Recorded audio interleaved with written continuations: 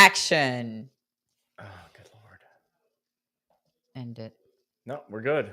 Hello, everybody. We're just having technical difficulties again. Oh, hi. We're back. Hello, everyone. Welcome to Wednesday night OWCP chats with Chris and Gini. The technical difficulty edition. Yeah, sorry about that. I thought I was like, shut it down. Let's start again.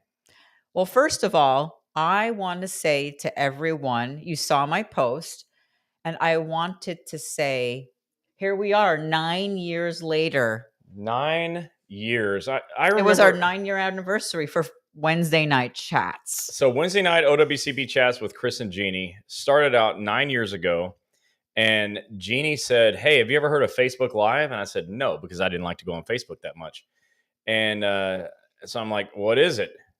Which is a stupid question now, right? You're going live on Facebook.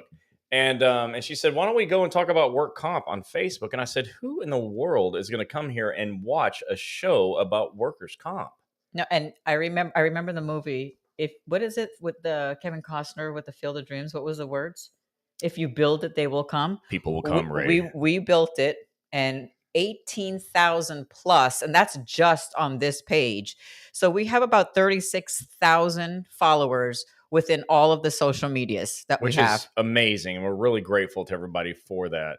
I wanted to say, because this is important, because I'm not normally wrong about anything, and you guys out there understand what I'm saying about being wrong. It just doesn't happen that much.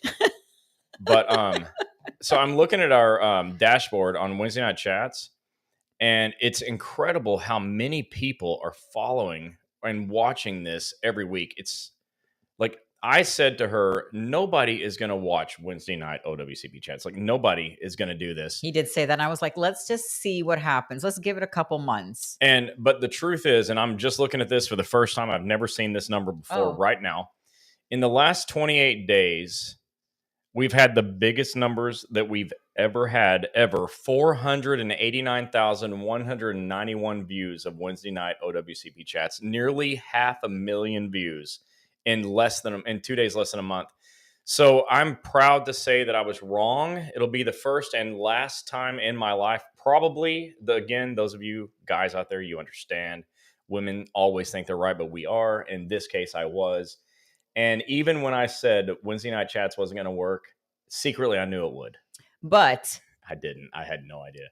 But we owe it all to everybody that's supported us through the years, all the 36,000 people that watch us every Wednesday over and over. And all your friends and people you're telling to take a look. I mean, clearly, 36,000 people don't make up 500,000 in a month. Right. So thank you to all of you. And, what I love is how many people we've helped. Yes. How many lives we've saved. A little over 6,000. Well, those are just the claims we got accepted since we started the franchise, which is a huge number.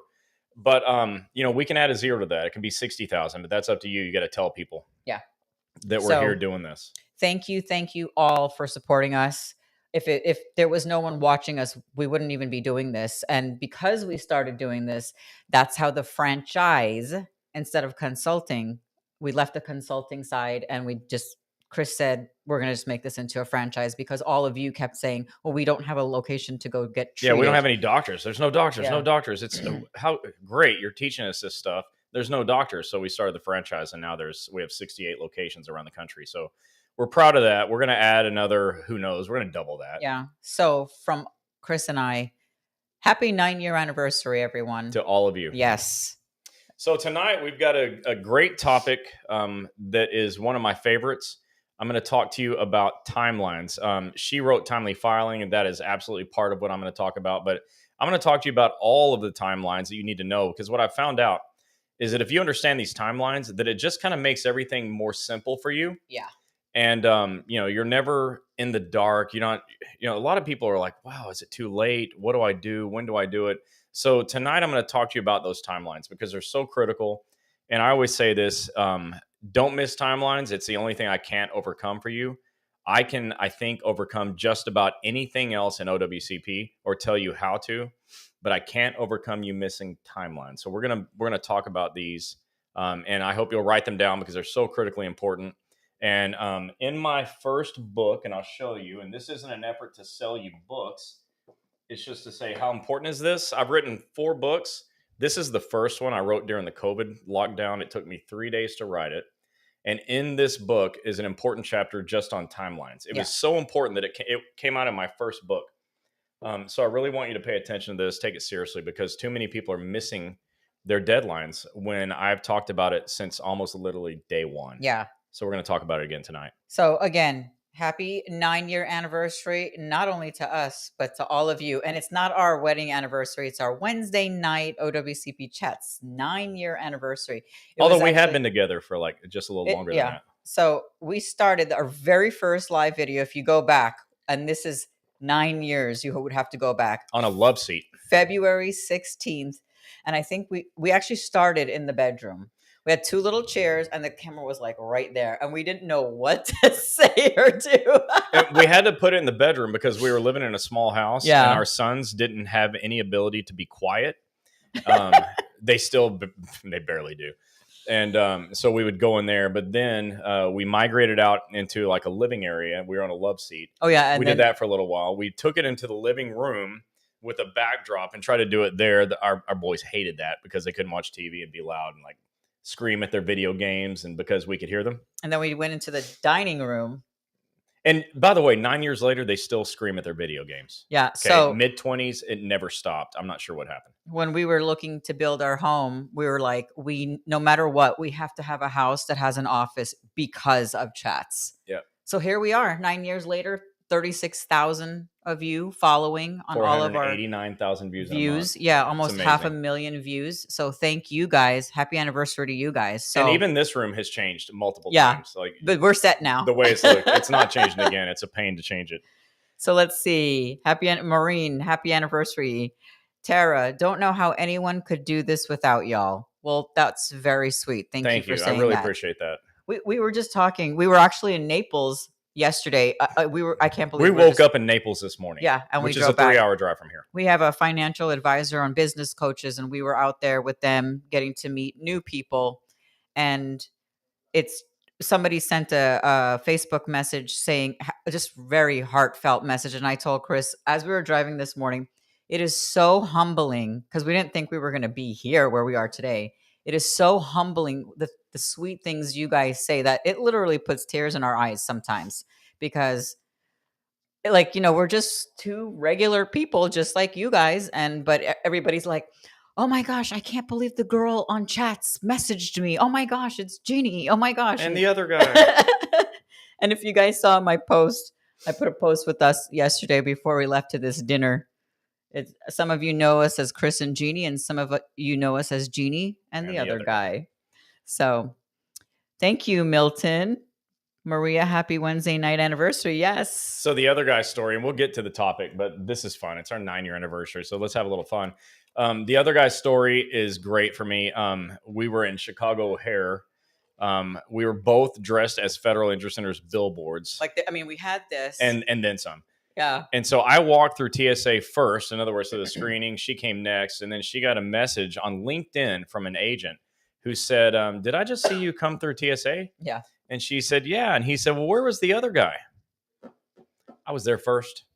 I was right next to her. But typically, if she and I are together, you're not going to see me anyways because you're looking at her. That's normal.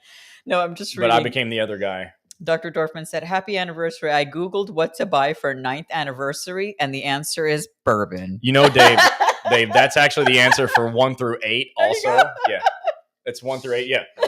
And look, tonight, I normally don't do this, but I get asked all the time, what's in the glass, Chris? Typically, it'll be empty, and I'll say nothing or air. It's bourbon, okay? I like it. So I can't do bourbon. If you know Chris Helms, you know he likes to drink bourbon, and so I'm sipping on that. But it makes it more fun dealing with you and talking about workers' comp, which it's not the most exciting topic. We just try to make it fun. We would have never imagined that so many of you would be viewing this page, and so many of you would be on here asking questions, and us actually helping a lot of you that there isn't any location right now. And we've known people in Nebraska and Iowa just by, getting all of these books that Chris wrote and help them get their claim accepted with just their primary care doctor. And, So we're very humbled. We thank you guys once again for supporting and coming on here every Wednesday and watching the replays. Let's see. We got Frank. Good evening and happy anniversary. Well, thanks, What's up, Frank. Frank? All right, let's get to it. So, like Chris said, time frames, timely filing. There's a deadline for almost everything you guys do in OWCP. Yeah. Everything. So let's get right to it. So I don't have notes. This is all stuff that I do by memory. Like I said, it's in my first book. I've talked about it since nearly day one.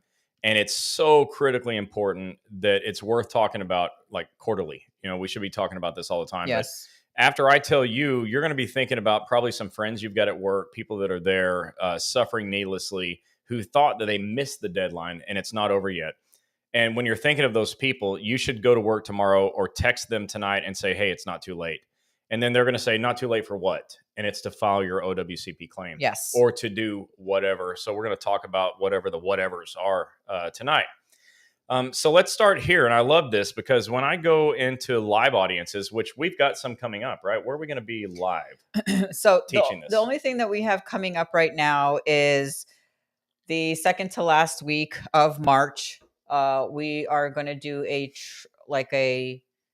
tri-state convention with AFGE's DECA. That's the folks that are the cooks.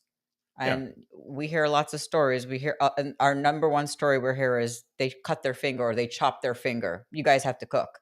And this is across the VA, the prison, wherever there's cooks. Bases. Yeah. This is all of you guys. So we're going to go back. They had a great experience last year with the training that Chris did. So now they're even bringing they're going to be 3 districts with AFGE there. So that'll be the second to last week. And we're excited because we love AFGE. And I'm hoping to get a good sandwich out of the deal. I hope so too. I love a good sandwich. All right. Okay, so let's start with this. As I said, when we're in live audiences, I ask, just call it out. How long do you think you have to report an injury until it's too late, where you just can't report the injury anymore? And I hear 2 weeks, 3 days, 30 days. And you guys should really know this. 30 days. If you've been with chats, okay, you know the answer. If you're new here, you're about to learn something. It's 3 years. You have 3 years from your date of injury to report an injury and be able to get medical help. You can get a claim accepted if your claim if it hasn't been more than 3 years. It doesn't matter that it's been a long time. On your CA1 form or CA2, there's a question that essentially says, not in these words, but essentially says, what took you so long? And there's probably a good reason. Usually it's because I didn't know, because you didn't. It's not like they have a chapter in your agency training manual on OWCP. I'm sure they don't. And so you're not learning this stuff unless you're here. You're not on FECA, the Federal Employees Compensation Act. You're not on the website reading the rules like I did, and like my partner Tom did. We read every word of every page on OWCP's website. And you're not going to do that. So that's why you're here. And if you didn't know, now you do. That's why you're here. But you have 3 years. So for a CA1 injury, that's an injury that happens in a single shift. You have 3 years from the date of injury to report your injury and still get help. Now, there's more deadlines that come prior to your 3 years that I'm going to talk about next. But the most basic is your ability to report your injury and get help. You have 3 years. Now, if it's a CA2 injury, a CA2 is something that develops over time. Carpal tunnel syndrome, osteoarthritis of the knee, low back pain that just develops over time from wear and tear. These things are covered as well. And a lot of people don't know that non-traumatic injuries are covered. Correct. Traumatic injuries, I stepped off a curb and I felt a pop in my knee. It just happened. I lifted a box. I felt a pop in my back. It just happened. Or I had my arm in a mailbox and a car hit me. That just happened. Or I was in a car wreck. That just happened. Those are all CA1s. They happen in a single shift today, right now. But most people don't realize that the things that just develop over time, those are covered as well, because OWCP does not expect you to do this federal job and live with the pain. They just don't teach you how to get it fixed. Correct. But that's why you're here. So on a CA2 injury that develops over time or condition, you actually have 3 years from the date you were reasonably aware that it was work-related. So in other words, most people are made aware of it by going to the doctor, and the doctor says, I think it's work-related. Now, as a result of the doctor saying that, now you've been made aware, and you now have 3 more years to report the injury. But let me ask you something. If the doctor told you today this is work related, why would you not report your injury tomorrow? Right. Like, report it right away. And if you have a CA1 injury that happened in a single shift, I'm about to show you why you have to report it immediately, right now, right away. You do not rub some dirt on it, wait and see if it's going to get better. Because of the time frames. Yep. And these time frames can lead to having great benefits that will help you through the process, or if you miss them, can help you have a horrible time through the process because you don't have these great benefits that are only afforded to you as federal employees. Correct. She and I will never get these benefits. We're not federal employees, but you have a right to them, and you're missing them because you missed the next deadlines I'm going to talk about. But just to be clear, you have 3 years from the date of injury or the date you were aware that a CA2 condition was there to report your injury. And at that point, as long as you find a good doctor that knows what they're doing, you can get your claim accepted and get help. Before I go on to the next timelines, let me just tell you, some people say, well, why 3 years? That seems excessive. Well, Right. aside from being able to get lifetime medical benefits for conditions that often just don't go away, they just sometimes just get better and then come back, you get lifetime help once your claim's accepted. But when your claim's accepted, you also have the ability to go back and get paid back for money that you spent out of pocket for a work-related condition that you paid out of your own pocket. You have the ability to go back and get time back for time that you spent, like your sick and annual leave. You can get that back. And mileage, you can get reimbursed for mileage. And once your claim is accepted, you're also, depending on your condition, eligible for a schedule award, which is money. It's a final settlement for a federal work-related injury. None of that is available to you unless your claim is accepted. And the government gives you 3 years to report it. So they give you this massive window to jump through to try to get the help that you need. All right. He's going to go over all the different timelines, Gino. We're going to get there. So we're going to come back to your question. Yeah, I like the schedule award timeline. That'll be the last one I talk about. Yeah. So you have 3 years to report your injury. Now, inside of the 3 years, let me tell you why you don't want to wait 3 years to report your injury. And if you're somebody that did, you're going to learn something right now that's not going to make you happy. But if you're somebody who just got hurt, I'm about to make you very happy because you're going to learn something you didn't know that's going to be of great benefit to you. And it's this. So 3 years to report an injury. However, there's a form called a CA16. A CA16 is for a CA1 injury that happened in a single shift. And with the CA16, all of your work-related injury medical bills are covered for the first 60 days. And you'd never have to pay it back, even if your claim's not approved. But the catch is you've got to report your CA1 injury within 7 days. So, yes, I said you have 3 years to report your injury and still get help. But if you want the government to pay for your first 60 days, even when your claim's not approved, and you never have to pay it back, then you get a CA16 by reporting your CA1 claim immediately. Now, I said you have 7 days, but don't wait 7 days because who knows what's going to come up. Report today. Because why?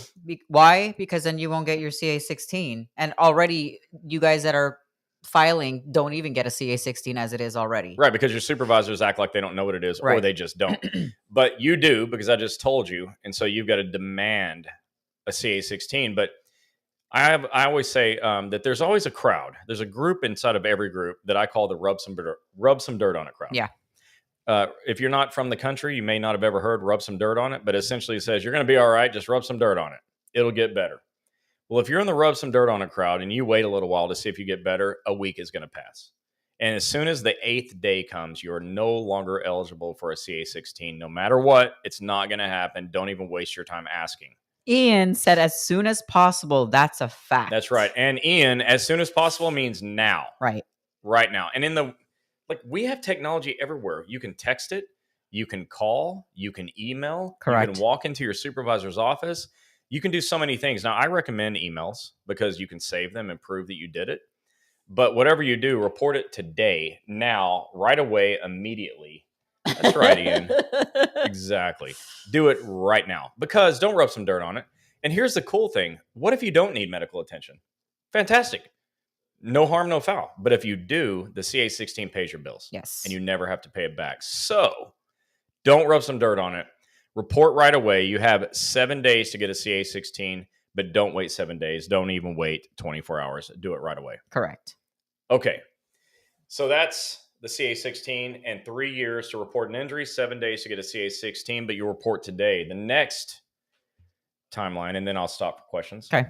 Is in order to get a what's called continuation of pay, COP. Again, you're only eligible for COP, just like a CA16, when it's a CA1 injury that happened in a single shift. And if you're new here, you're like, what are you talking about, Chris? CA16, COP, CA1 within 7 days in a single shift? That's too much. I agree. This is complicated. It really is. Like, I'm not going to read it. I usually read the chapter because I have really amused myself during my 3-day writing extravaganza when I was writing the first book. I had some good, it was probably like 2:00 in the morning when I wrote that chapter. But I said, essentially, look, timelines are complicated, and let me show you. And I just had fun with it because it's super complicated. But follow me. 7 days to get a CA16, 3 years to report the injury. But as long as you report your CA1 claim within 30 days. Now, if you wait more than a week, the CA16 is gone. But if you do it within 30 days, you can have continuation of pay. Now, this will blow your mind. What is COP? It's good for up to 45 calendar days of time off from work, paid. So now we got more time, 45 days. So if you report within 3 years, you can have your claim approved. If you report your CA1 injury immediately, you can get a CA16 within 7 days, right? As long as you report that same claim within 30 days, you can have 45 days of COP. Correct. Is this complicated? Yep. It's confusing. Yeah.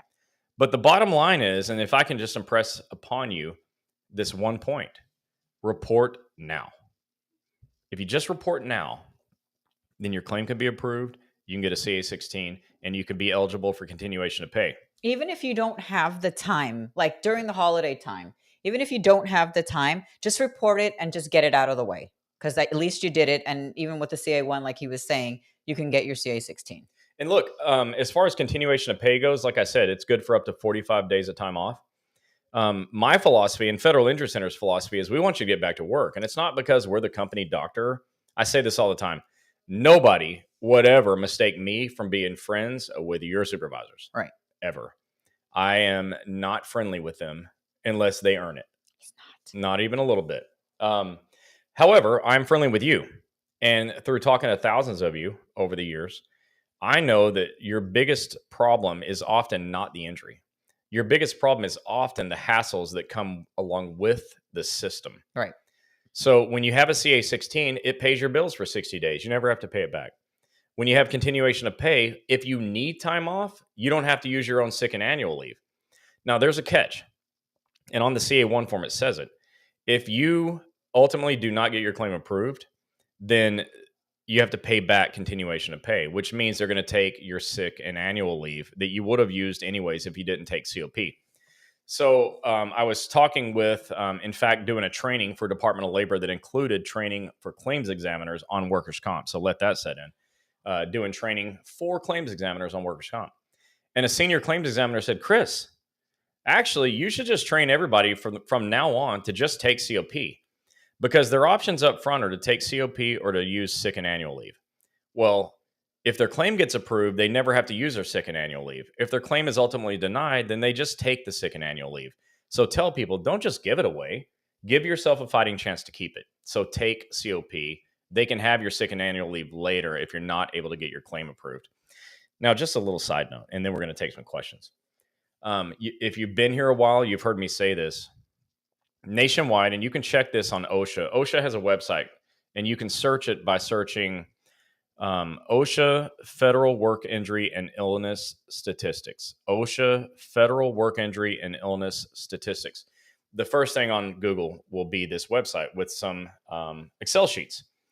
And it gives you the total number of employees per agency and the total number of accepted claims per agency. Yeah. You can just do the math and find out that about 14% of people have accepted claims.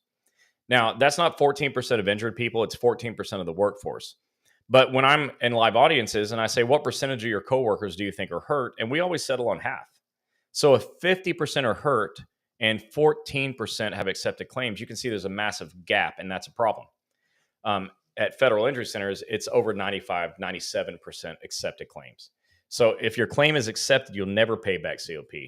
Whether it's accepted or not, you won't pay back CA16, the money that's covered for your first 60 days of health for your work injury. So you have very little to lose if you go to a doctor who knows how to get your claim accepted. Correct. So that is 3 years to report an injury, 7 days to get a CA-16 and 30 days to get COP. There's more, but let's answer some questions. All right. Let me get a chance to have a drink of my water because my mouth is dry. Emma said hi from Bakersfield, California. I've What's up, learned Emma? so much from both of you. Thank That you. was really sweet. I'm happy about that. Frank, how about if you're a retire, can you put a claim in if you're about to retire? And how long after you retire? You have to put it in before you retire. And this is where everybody gets messed up. You're so excited about retirement and you forget about your injury. You have to put it in before you retire. Now, let me explain that because she's right. You have to do it, but also you won't find a rule on this. There's nothing that says you have to do it. It's just us telling you have to do it.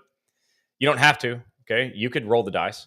But in our experience, if you reported an injury after your retirement date, then your supervisor at least will come back and say, that didn't happen here. That happened somewhere else. They don't even work here anymore. Right. So you want to get it in before retirement because you want to remove that argument completely. Jenna, if you get a CA-16, which I did not, I didn't find out about the CA-16 until it was too late. Yeah. So trust me, out of the 2 million of you, you're in that category with 2 million people that don't realize. Yeah, almost nobody's ever heard of it. So again, on a CA1, always get the CA1 and the CA-16. And Mike, yeah, it's great water. It's fantastic water. We have the best water in my house. Antonio, oh my gosh, our union friend from Texas. Yeah, what's up? Good evening, Chris and Gini. How long should a modified job offer be presented to an employee after they have been evaluated, treated by a physician, and given a CA-17/CA5? OWCP. Okay, so it's OWCP 5C. I understand what everyone means. Everyone says CA5, but this is a training class, so it's OWCP 5C. But how long should a modified job offer be presented to an employee after they've been evaluated, treated by a physician? So here's how this works. First of all, in our experience, the claim's got to be accepted.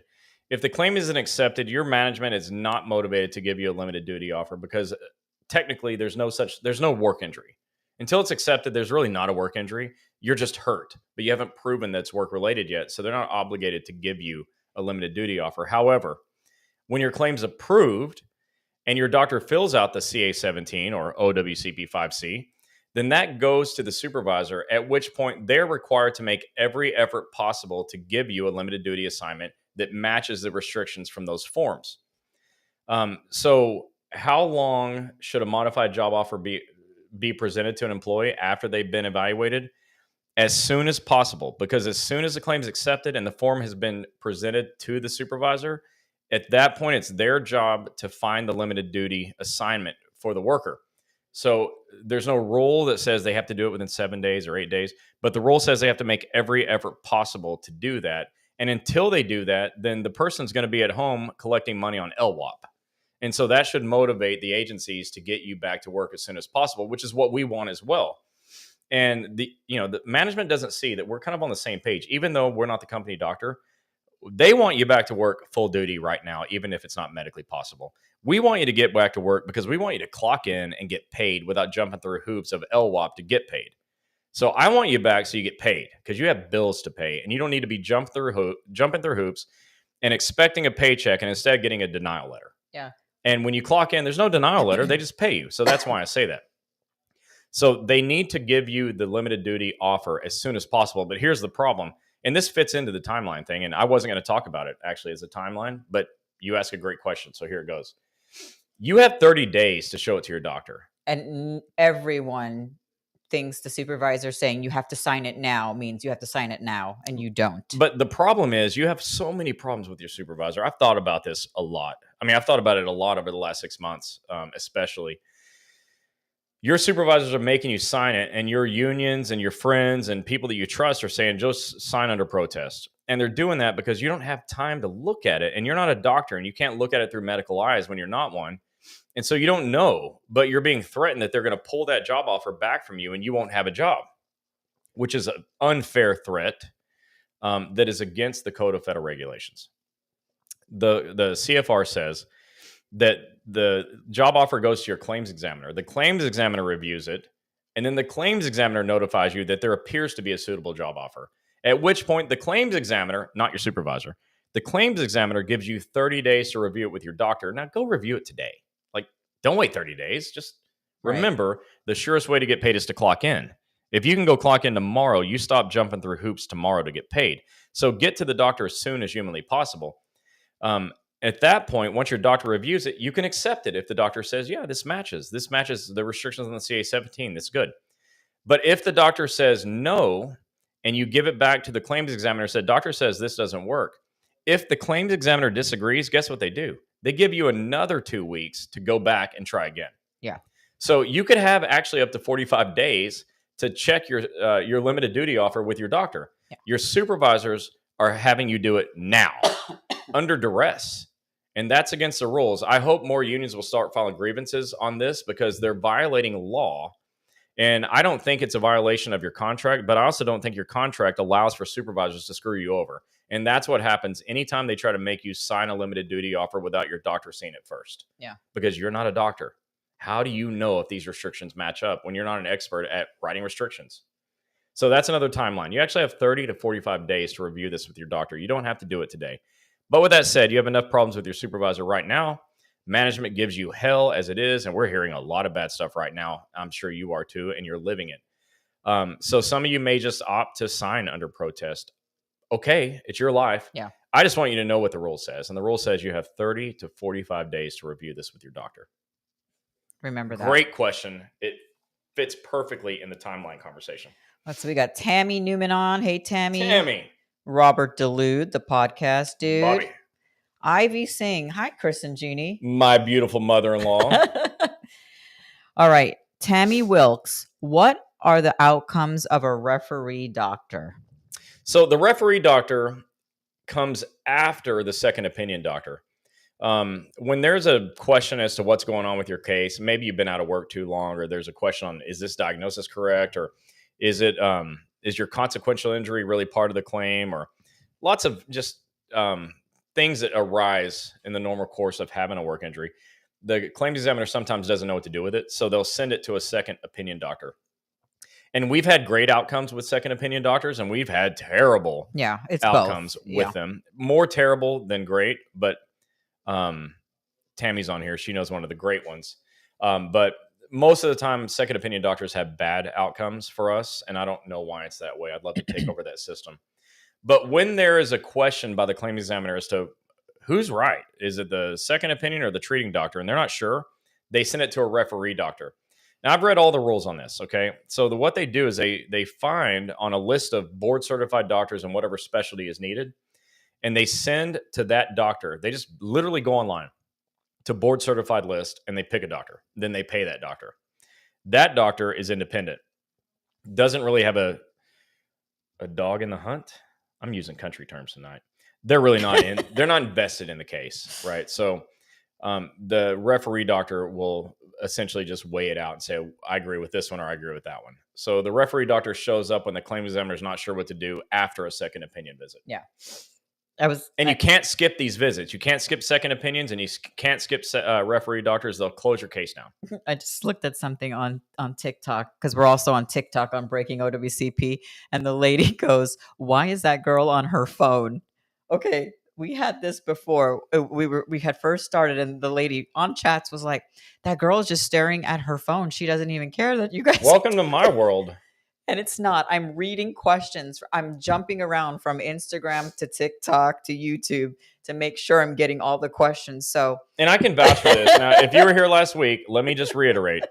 Typically speaking, if she's holding and looking at her phone, her ears turn off, her sense of smell turns off. She can't taste anything. She can't hear anything. She can't see anything but her phone. And if she were to get hit by a car, she wouldn't even feel it because her phone, the stimulus from it, protected her. But I answer your questions when you message. She always answers your questions. But I'm the one answering the messages. But right now, she genuinely is reading your questions and reading them to me so I can answer. Yeah, because I have to switch through. Tara, should you take LWOP or SLAL while waiting for that limited duty letter, since it takes so long for your first CA7 to go through? All right, so that's a personal decision for you because SL is annual leave, sick leave. LWOP is leave without pay. However, you're asking me what I would do. Right.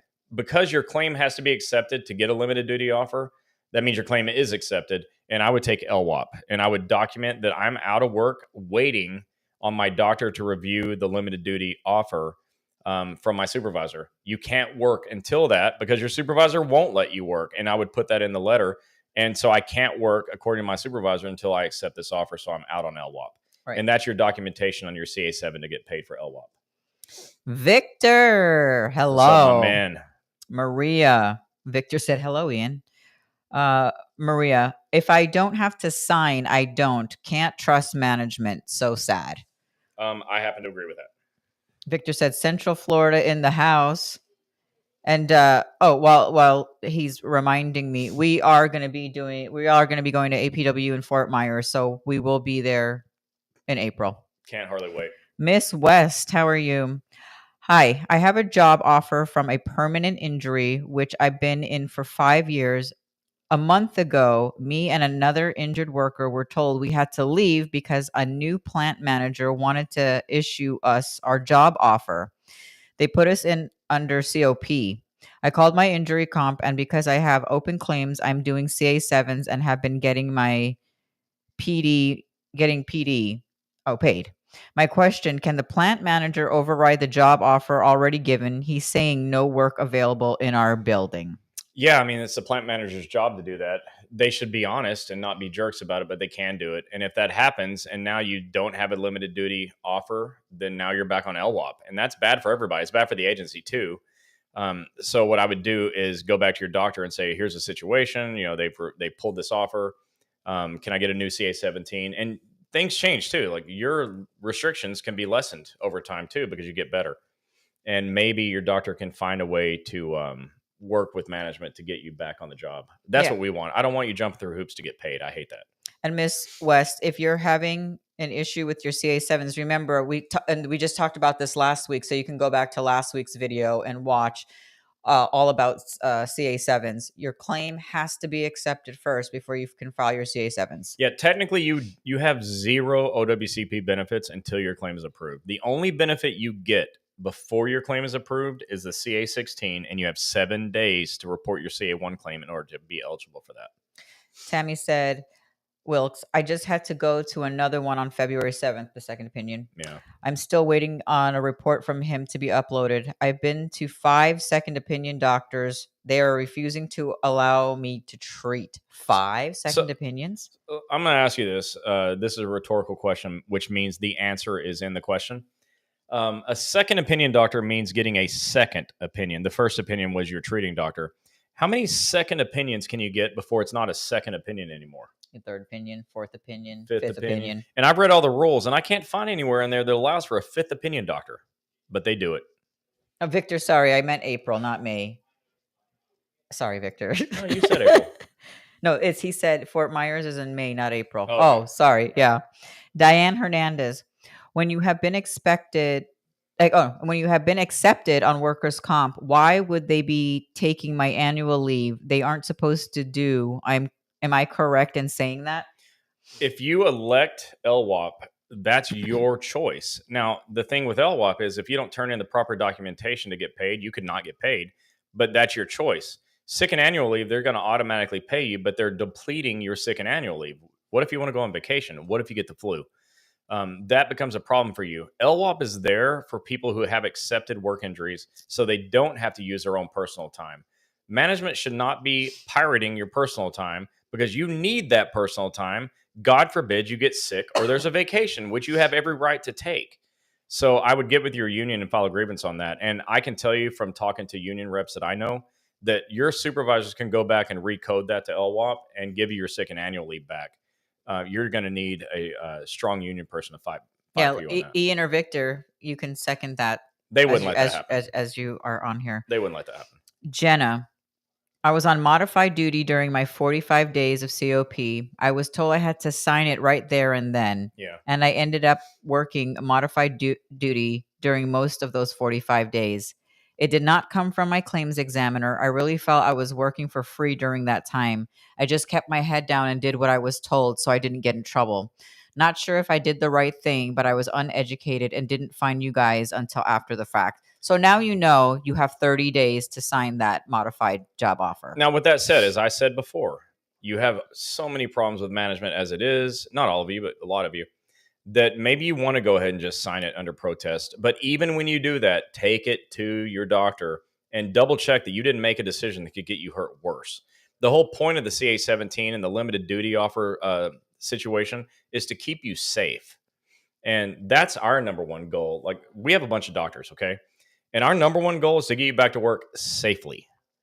It doesn't help anybody for you to go back and get hurt worse. That's terrible for everyone, including the agency. So just take care of yourself, but it is your choice. So if you guys can see Ian Williams, if you see his comment, he is a Badass president. He's a local union president over in down in in Orlando area. Yeah. Geez. So he just said, oh, hell nah. Yeah, he said yes. He said yes, indeed. See your union steward. Yeah. And if it's somebody in Ian's local, trust me, you're going to be okay. Yeah, Ian. Like, imagine Rob coming out. Oh, forget it. Rob. Oh, Ian would just give it to scared. Rob. Yeah, Rob. If I was working for Ian and Rob, I'd be very scared of Rob. Ian says Rob is as heavy. So it's the first time I ever heard that, and I use it all the time now. I love it. Can't wait to see you guys soon. Yeah, mid-Florida, he said. All over mid-Florida. Miss Freelo, hello. After surgery, will you be back on light duty? That's up to your doctor. Remember, limited duty, not light duty. Light duty is for non-work related injuries. It's for like being sick or something else. But a work related injury is limited duty. And some of you would be like, well, what's the difference? Trust me, it's splitting hairs, but there's difference. And the decision on whether or not you be back on limited duty is completely up to your doctor. And remember, you don't want to go back still injured. You want to heal. I mean, I want you to go back. I just don't want you to get hurt when you're there. I'd like you to all be able to clock in and not jump through hoops to get paid. But your doctor's got to make that decision because your safety is number one. Cindy Castro, what's the average time to receive an approval? So she's talking about how long did it take to get your narrative approved or denied by OWCP? So our doctors get them approved pretty fast. I'd say 6 weeks is a long time for us. But unfortunately, there's no rule that says a claim examiner's got to make a decision in any period of time, because there's so few of them compared to you. They're federal employees too.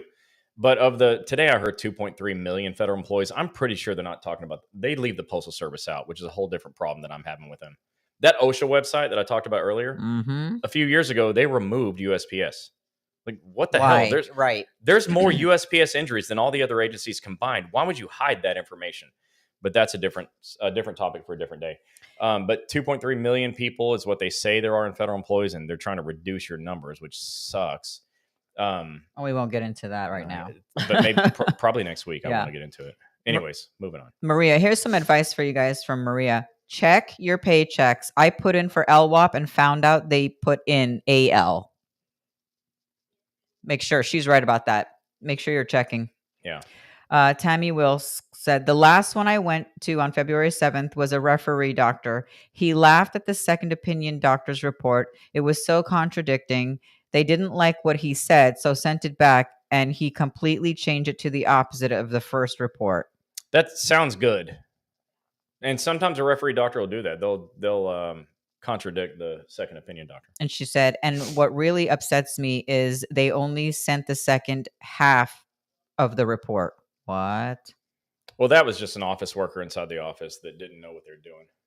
That happens. You have people that mess up at their jobs in doctors' offices all the time. Miss West said, thanks. I seen last week's video. Very informative. I had everything right, except I was confused about intermittent part, but I got it now. I have 3 open claims and all of them are approved, so I'm getting paid. Okay, good. And congratulations for having them all approved. That's fantastic. Mary said, we are federal government. What will happen to us injured people? Well, okay, so I almost said there's good news and bad news. It's almost all bad news, but the answer to your question is your injury will be covered for the rest of your life. No matter what happens. No matter what happens, your injury will be covered for the rest of your life, as far as like being able to get medical care. Yeah. And the rest of that story is too sad, but I think we're going to get into it next week or soon. Yeah, we just need more info. All right, go on to the next time. frame. So, all right, we've talked about the time frame to report an injury, which is 3 years. We've talked about to get a CA16, you have 7 days. To get COP, you have 30 days. The next really significant timeline that's super important for all of you is you have 12 months to appeal a denied claim using reconsideration. Now, appeals have 4 different formats. You can do review of the written record.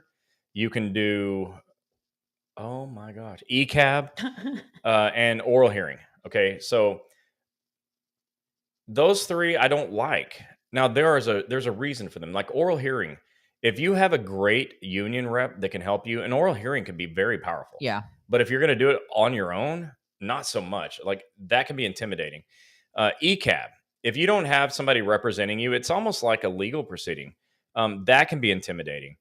And then the review of the written record, I just hate because it's like they're just reviewing the records they used to deny you the first time. And so I just personally don't like it. But this is, again, my personal opinion. I had one particular union that was really mad at me because I said, just do reconsiderations, and they love oral hearings. I just didn't make myself clear. If you want to do an oral hearing, I want you to do it. Right. We're not telling you not to. Go ahead. Yeah. If you win, fantastic. But if you don't, we're going to do a reconsideration and win. Here's what I like about reconsiderations and its timeline issue.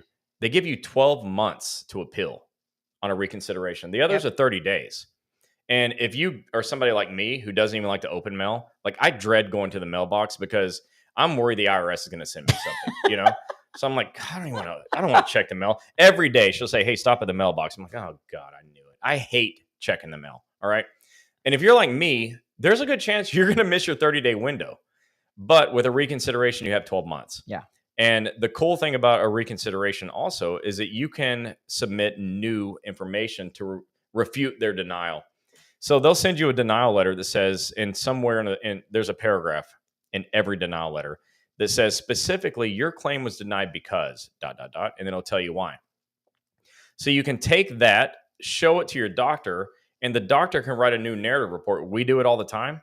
That is used for the reconsideration. The doctor can e-comp that narrative, and now the claims examiner's got to use it to make a new decision. We win these all the time. It's easier. We're not perfect. Look, we get denied claims on the first pass, second, third sometimes, because claims examiners are imperfect people. They don't mean it. They're not necessarily malicious, but they're just checking boxes, I think, right?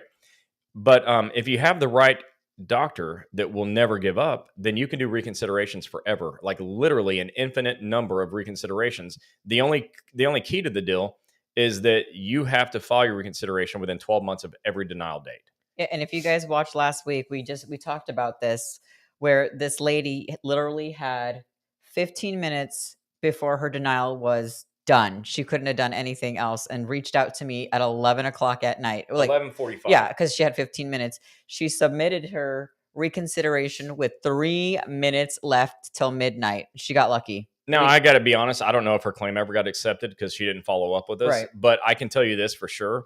If she missed that deadline by 1 minute, she wouldn't have a chance. Yeah, so she got super lucky. So if you get a denied claim, you have 12 months to file for reconsideration, and you can use new information from your doctor to get your claim approved. So the other thing about this, other than the timeline issue, is that so many people think that a denied claim is the end of the world, and it's not. Sometimes it's just kind of the beginning, because if you're a claims examiner, don't listen to what I'm going to say next. When the claims examiner sends us a letter that says specifically your claim is denied because, how hard is that to fix? Right. I mean, when you tell me specifically why the claim's denied, of course I'm going to fix it. I don't have to guess why you denied the claim. Right. Like, you denied it because causation. All right, let's do a better job on causation, right? Or whatever. So always take your denial letters and show them to your doctor, but never take anything from the United States Department of Labor and put it in the trash. Right. It's important. I don't care if they just send you a letter that says happy birthday. Open it up and say thank you. Okay.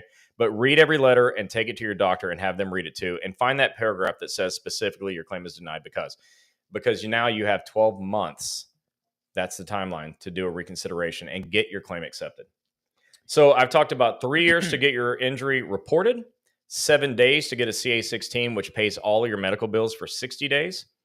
30 days in order to be eligible for 45 days of continuation of pay, and 12 months for reconsideration. Now, just a couple of other things. Your supervisors have 10 days to submit their portion of the CA1 or CA2 by eComp. So that's another timeline. They have 10 days.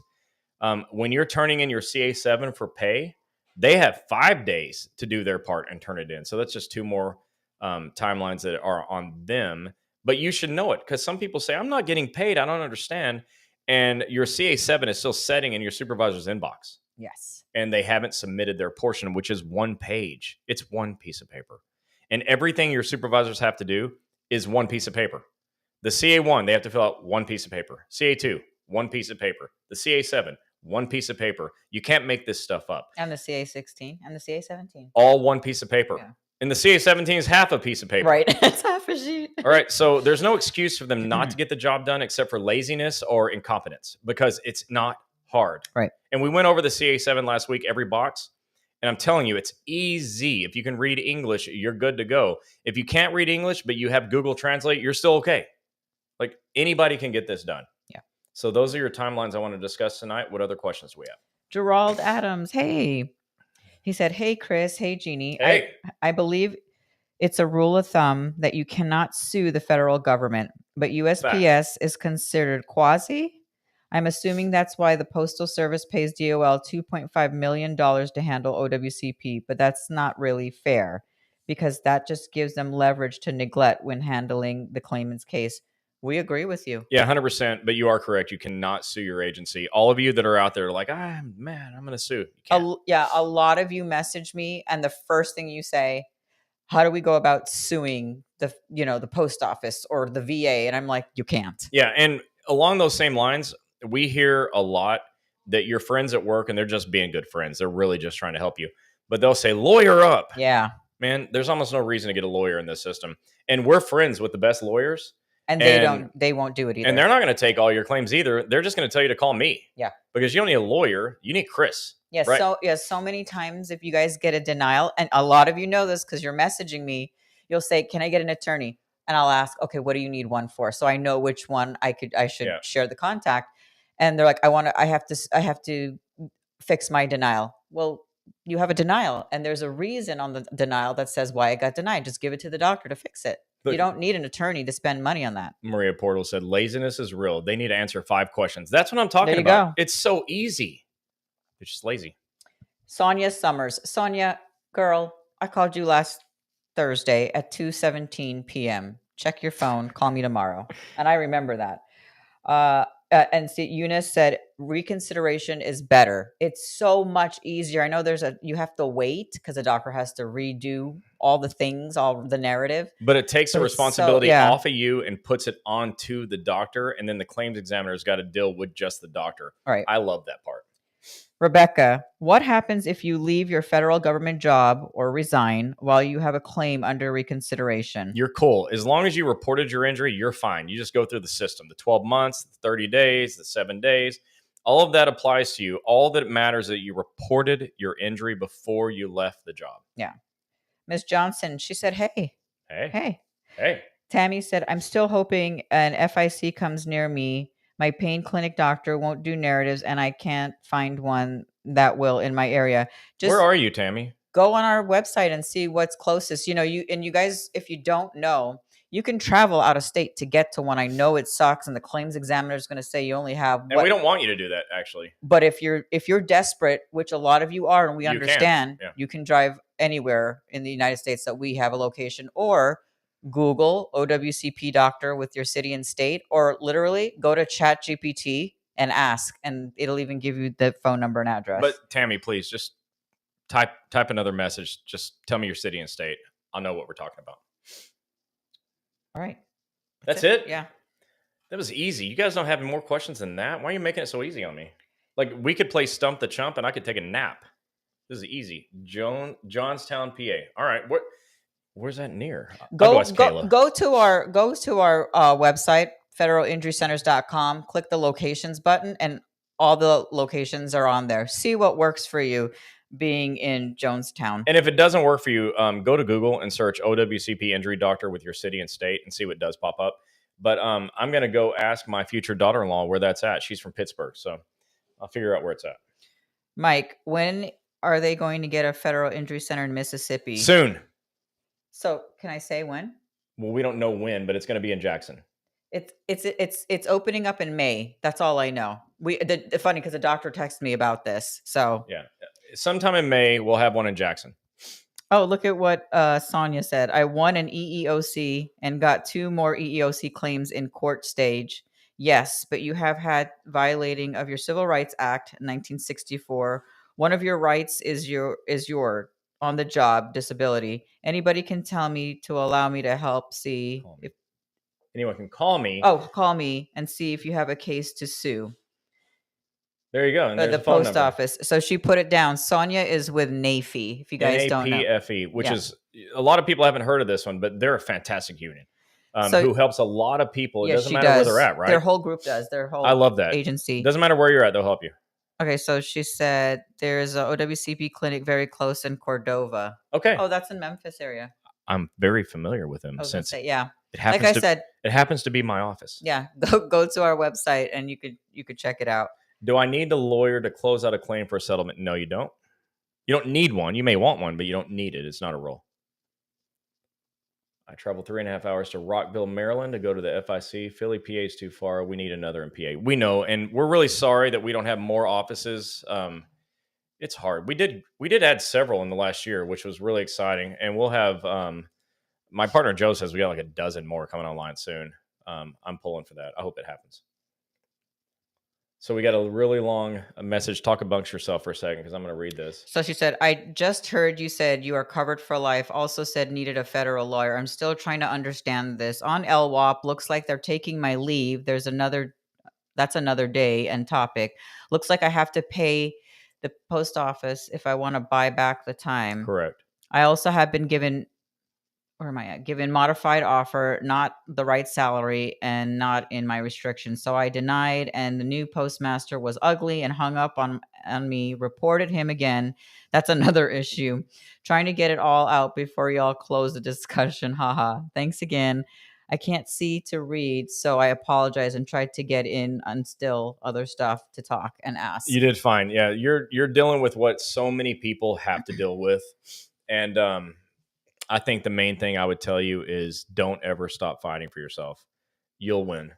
You know, the rules were written to protect you and to penalize management when they don't do the right job. So just lean on the rules, lean on your union, and I think things are going to work out because in our experience, they just do. All right. So thank you guys for being on here. And again, if those of you that missed it from the beginning, it is Wednesday night OWCP Chats with Chris and Gini's 9-year anniversary. 9 years. On February 16th, 9 years ago, we sat in our little bedroom and started chats. But again, without all of you, we couldn't do this. Without all of you, we wouldn't have franchisees. So we are so thankful. We are humbled with all the sweet comments, and we're so thankful to you guys. And I think the best thing you can do is tell your friends because still too many people don't know who we are. It's insane. We've been doing this 9 years. Okay. I just said we had 485,000 something views in just the last 28 days. I want you to think of what that means. I mean, that's an enormous number of views. And I can walk into any room of federal employees and 2/3 of the room have never heard of me before. And I have no desire to be famous. I don't care about popularity. But when you don't know me, you don't know the rules of OWCP, and that's bad for you. So do your coworkers a favor and tell them we're here. Oh, I do know one question we should have answered that you said you're going to. Somebody asked about a schedule award. When do you file a schedule award? And then we'll close with that. Oh, yeah. So your schedule award question. The question was, what's the timeline to file a schedule award? The timeline is stay alive. Don't die. It. As long as you're still breathing and your claim is ever accepted and you have a rateable on an impairment rating body part, you can get a schedule award. It doesn't matter if your injury was closed out 50 years ago. Yeah. You still can. Sonia, I will go ahead. Stay alive. Yeah, Sonia, I'll text you my number. And then she also said, where is this question? She said something about a schedule award. Let's see, hold on. Let me just answer Sonia's question. Can you get a schedule award for minor facial scar from your injury? Ooh, I don't know. I can't answer that. I can. I don't have this chart memorized for something like that, but do this. I want you to go to Google, Sonia, and Google OWCP Schedule Award Chart. OWCP Schedule Award Chart. Here's what you're going to see. You're going to see a list of body parts like arm, leg, lungs, right? And next to it is a number, which is number of weeks that you're eligible to be paid for. And what you need to look for is the word skin or face. Yeah. If there is something for skin or face, then you're covered. If not, you're likely not. All right, let me end with this. We are coming into the end of the first quarter of the year in March. We will be doing the famous woodshed night. So I don't know which Wednesday we're going to do it, but we always do it at the end of every quarter. So Woodshed night. Woodshed night, where we take the supervisors behind the woodshed. They don't get to go in the woodshed because we're doing this and there. But They get a paddle. They get a paddle. But we don't really hit them with 2x4s. We just verbally talk to them real sternly. I've been told by people in my sphere that I need to be nicer to management. It's probably not going to happen. So with that said, everybody, again, happy anniversary to you guys. Thanks again. Hold on. Who gives an impairment rating? Your treating doctor. Okay. When's the beer crawfish night? Oh, a beer crawfish night. That's okay. That's a new thing. That sounds great. You invite us. Whoever's Sonia, doing the crawfish boil, let us know. Sonia, if you invite us, we'll be there. Man, you make anything that even remotely seems Cajun, I'm in. So, Rebecca, I don't know, but we can find that answer. Did I hear correctly that legislation is pending to allow schedule award ratings to include neck and back? I haven't heard that. I read everything. I haven't heard that, but that doesn't mean anything. But I have not heard that, so I can't really answer that intelligently. I don't think so, though. Ivy Singh said you are nice. I know. Ma, you know I'm better than nice. Mary, good night. Lovebirds. All right, guys, we will see you next Wednesday, same time, same place. Don't forget, you can find us on Facebook, Instagram, LinkedIn, TikTok, and YouTube. And if there's other places that you go for social media, I'd like to know about it. Like, yeah. There's a new one that I just saw called Parlor. I wonder if people are on that. I just saw it. Yeah. And then there's some other ones. So I'd love if you get just comment on this. It's okay. We'll come back and look at it. What other social media sites do you go to get information? Because we might be able to broadcast from there too. Yeah. And I'd like to do that. So thanks for the input. All right, guys. We will see you next week. Don't forget to share, like, and follow. See you next week. All right. Good night.